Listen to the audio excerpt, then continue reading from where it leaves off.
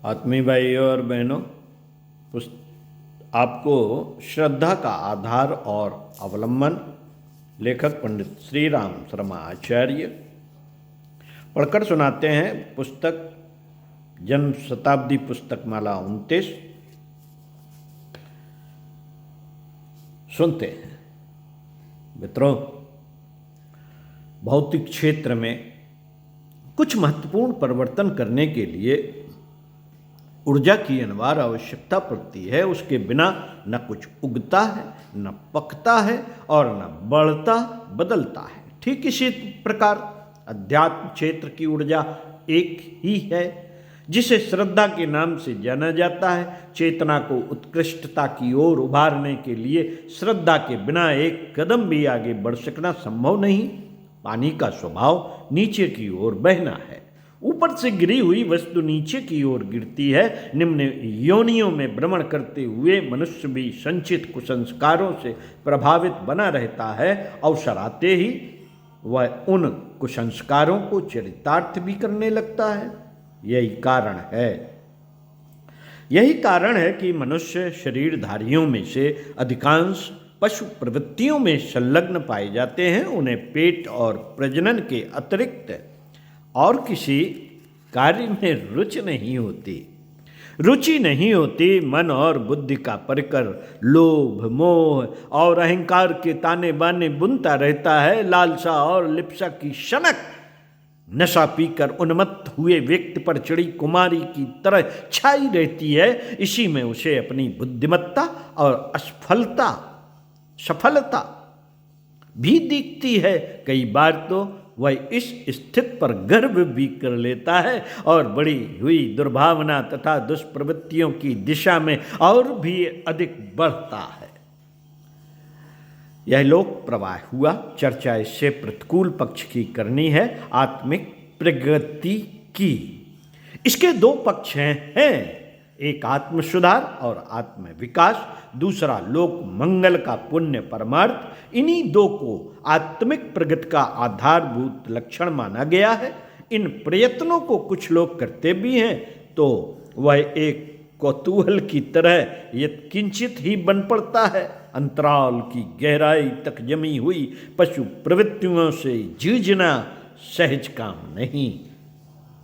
वे छापामार नीति की अभ्यस्त होती है। दबाव पड़ने पर दब भी जाती हैं, पर जब भी चौकीदार को बेखबर पाती हैं तभी हमला बोल देती हैं। इस प्रकार करा धरा सब कुछ गुड़ गोबर होता रहता है। आत्मिक प्रगति के लिए किए गए प्रयासों की गर्मी ठंडी होते ही फिर पुराना माहौल अपना आधिपत्य जमा लेता है। साधकों की असफलता का मुख्य कारण प्रायः यही होता है। वे जागरूकता और निष्ठा को सतत निरंतर बनाए नहीं रह पाते। आत्मिक प्रगति के लिए दो उपचार निरंतर करते रहने की आवश्यकता पड़ती है, एक संयम साधना व दूसरी परमार्थ परायणता। इन दोनों में ही प्रत्यक्षता हर किसी को घाटा दिखता है। संयम की दिशा में जितना बढ़ा जाता है उतना ही सुख सुविधा में, वासना विलासता में, ठाट बाट में कटौती आरंभ हो जाती है। औसत नागरिक स्तर का जीवन यापन करने के लिए तत्पर होने पर दूसरों की तुलना में अपना सरंजाम हल्का पड़ जाता है। सुविधाएं घट जाती हैं। डींग हाँकने और वाई लूटने जैसा भी कुछ शेष नहीं बचता। यह त्याग बलिदान जैसा मार्ग है, अपने को आदर्शों के लिए समर्पित करने जैसा, इसे व्यक्तित्व का कायाकल्प करने जैसा माना जा सकता है। विलासप्रिय कुटुंबी सहयोगी संबंधी भी इससे चिढ़ने लगते हैं। समर्थन करना तो दूर, उल्टा उपहास उड़ाते और सनकी ठहराते हैं। दूसरा अवलंबन है परमार्थ। इसमें अपने समय, श्रम, मनोयोग, साधन, प्रतिभा, प्रभाव आदि उपलब्धियों को स्वार्थ साधन से बचाकर पिछड़ों को बढ़ाने, गिरों को उठाने और समलों को उछालने में लगाना पड़ता है। सत प्रवृत्ति संवर्धन और दुष्प्रवृत्ति उन्मूलन को भी उतना ही महत्व देना पड़ता है। इस मार्ग पर चलना संयम साधना से भी भारी पड़ता है। संयम में तो जहाँ के तहाँ तो भी बैठे रहना पड़ता है, परंतु परमार्थ में तो अपनी संचित संपदा को अन्यान्यों के लिए विसर्जित करते रहना पड़ता है। यह प्रत्यक्षता घाटे का सौदा है। अपना नुकसान सहकर दूसरों की भलाई करने के लिए जिस उदार साहसिकता की आवश्यकता पड़ती है, सदियों वह कहाँ से आए? प्रश्न है। आदर्शवादिता की भाव संवेदना ढीली हो तो फिर उस उत्साह में भी स्थिरता नहीं रह पाती। पानी में उठा बबूला कुछ ही समय में शांत समाप्त हो जाता है।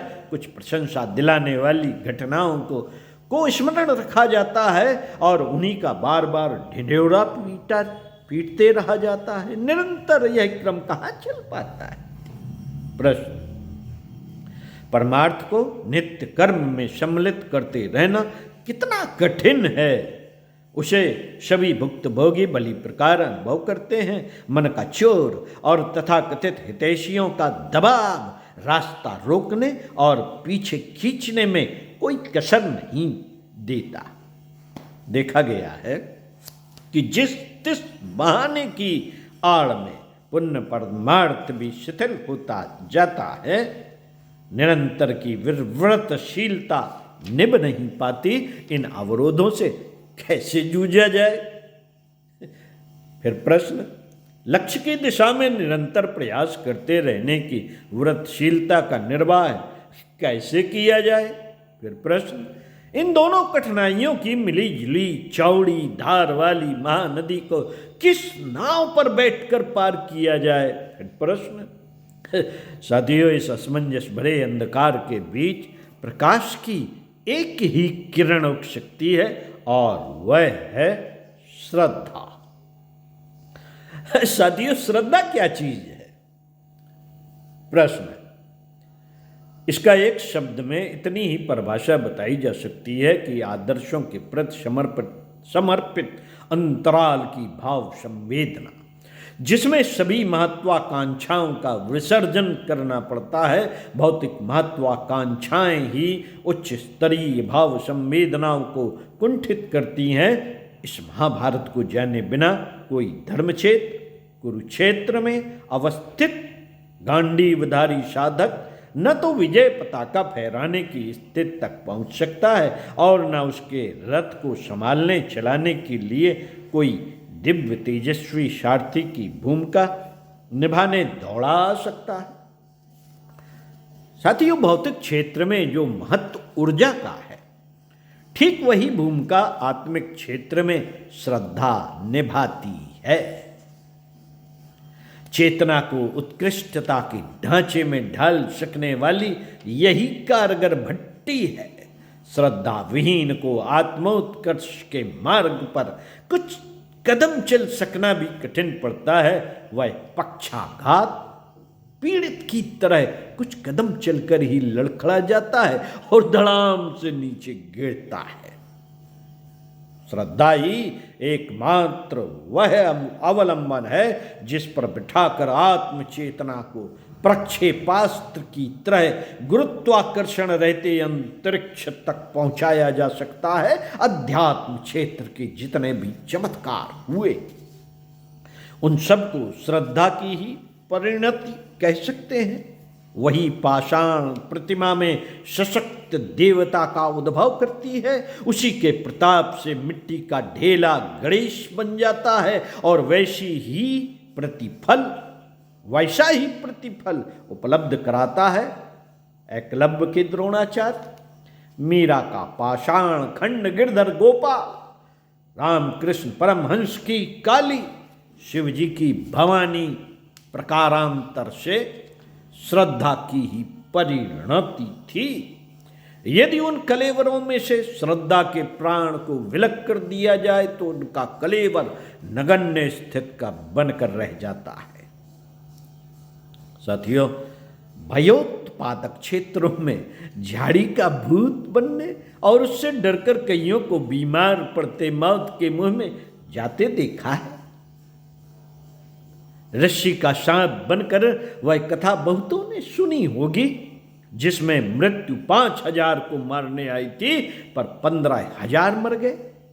यमराज ने जवाब तलब किया तो मौत ने संक्षेप में इतना ही उत्तर दिया कि उसने तो 5,000 ही मारे, शेष 10,000 तो डर के मारे मर गए और उसके पीछे लग गए।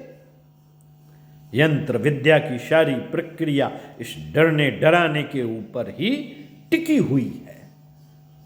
श्रद्धा में भाव संवेदना तो प्रधान होती है, पर वह अविवेकपूर्ण नहीं होती। उसमें व्यक्ति आदर्शों का प्राण प्रिय मानकर उसके लिए उसी प्रकार समर्पित हो जाता है जिस प्रकार भक्त भगवान के लिए समर्पित होता है।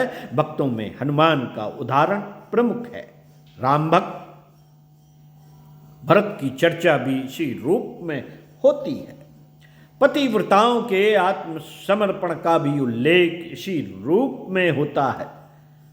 मित्रों, यों प्रचलन के हिसाब से भगवान की कोई प्रतिमा कल्पित कर ली जाती है और उसी की पूजा अर्चा, ध्यान धारणा परक क्रिया कृत्यों को ही श्रद्धा भक्त की अभिव्यक्ति मान लिया जाता है। इसे प्रयास का शुभारंभ कह सकते हैं, मार्गदर्शक पट्टिका की तरह, पर इस संकेत से दिशा मात्र का बोध होता है। इतने भर से महायात्रा पूरी नहीं होती। इसके लिए तो लंबी दूरी पार करने की आवश्यक पाथे समेत यात्रा करनी होती है। यह मार्ग है श्रद्धा के अवलंबन का। वह चेतना क्षेत्र की प्रचंड ऊर्जा है। वह न केवल लक्ष्य गढ़ती है वरन उस पर चलने के लिए आवश्यक सामर्थ्य भी प्रदान करती है। आदर्शवाद की दिशा में महामानवों द्वारा जो कुछ भी जितनी कुछ भी बढ़त बन पड़ती है, उसके मूल में श्रद्धा की शक्ति ही काम करती रहती है। बिना उसके न तो आत्मसंयम बरतना बन पड़ता है और न त्याग बलिदान करते। इसके बिना आदर्शवाद का निर्वाह कैसे हो? प्रश्न। सेवा साधना के लिए श्रम साधना लगाते कैसे बन पड़े? प्रश्न। मन कैसे खाली हो जो वासना, विलासता, अहंता, संकीर्णता से ऊंचा उठकर कुछ ऐसा सोच सके जिसमें उत्कृष्टता अपनाने के लिए उमंग उमगे और कारगर योजना बने। श्रद्धा विहीन इस दिशा में कुछ भी सोचने में असमर्थ रहते हैं। यह दूसरी बात है कि लोग दिखावे के लिए, अपने को पुण्यात्मा और उदार चेतता सिद्ध करने के लिए जब तब कोई शिगुफे छोड़ते रहें, पर वह पोल अधिक समय तक बिना खुले रहती तो नहीं। वास्तविक और चिरस्थायी श्रेष्ठता का अर्जन कर सकने में श्रद्धा को अंतराल की गहराई में उतारे बिना और कोई उपाय भी तो नहीं। आमतौर में श्रद्धा की यह गरिमा और महिमा समझ सकना सामान्य मनस्थिति में संभव भी नहीं हो पाता। इसके बिना न देवता अनुकूल बनते हैं, न भगवत चेतना के साथ अपने को जोड़ सकना संभव होता है। अंतराल में दबी हुई, सोई हुई महानता का भी इसके अभाव में स्फुरण नहीं होता। उत्कृष्टता इन लक्षणों में से एक भी न उभरे तो व्यक्तित्व में वह प्रखरता कैसे उभरे जिसके सहारे स्वयं ऊंचा उठा और दूसरों को आगे बढ़ाया जाता है। आत्म विकास की दिशा में बढ़ने वाले के लिए श्रद्धा का अवलंबन अनिवार्य है। अनिवार्य है, इसके बिना कोई आत्म प्रवंचना में भले ही लगा रहे पर ऐसा कुछ पा नहीं सकता जिसे महत्वपूर्ण कहा और माना जा सके। जब कुछ बोया ही नहीं गया तो काटने को कैसे मिलेगा? उत्कृष्टता के क्षेत्र में जो बोया गया है वही आत्म विकास के रूप में उग कर कोठे भरता है। इस बीज का संचय इसी आधार पर बन पड़ता है कि अपने को तप तितीक्षा की कसौटी पर कसा जाए, लिप्सा लालसाओं में कटौती करके उस बचत को आत्मोत्कर्ष के लिए नियोजित किया जाए। यह सब करा सकने की शक्ति मात्र श्रद्धा से ही उपलब्ध होती है। श्रद्धा आकर्षणों, प्रलोभनों और दबावों के आगे झुकने से इनकार, निरंतर इनकार करते रहने का रुख अपनाने का साहस देती है। गिरावट के ऐसे अवसरों की कमी नहीं जो दुर्बल मन वालों को सहज ही अपनी ओर खींच लेते हैं, जो संकीर्ण स्वार्थपरता की परिधि को लांघने से स्पष्ट इनकार करते और इसके लिए चारों ओर फैले हुए उदाहरण प्रस्तुत करते हैं। उनका कहना है जब सभी चतुर लोग अपने मतलब से मतलब रखते हैं और दूसरों के झंझट में नहीं पड़ते तो अपने को ही क्या पड़ी है जो स्वयं को निरंतर कसते रहें और दूसरों पर अपनी क्षमता का लाभ उलीचते चले। आदर्शवादी कौन बनता है? प्रश्न। सभी अपने धंधे में लगे हैं, फिर हमें ही क्या ऐसा कुछ करना और सोचना चाहिए कि उसके आदर्शों के नाम पर अपनी दुर्गति बनाने की मूर्खता अपनाई जाए? फिर प्रश्न। ऐसे अनेकानेक तर्कों उदाहरणों की झड़ी लगती रहती और बड़े हुए कदम पीछे लौटाने के लिए भरपूर दबाव डालती रहती है। अकेली श्रद्धा ही है साथियों, अकेली श्रद्धा ही है जो इन सब से जूझती रहती है, चट्टान की तरह पैर जमाने और निर्धारित लक्ष्य की ओर निरंतर बढ़ते रहने की प्रेरणा देती रहती है।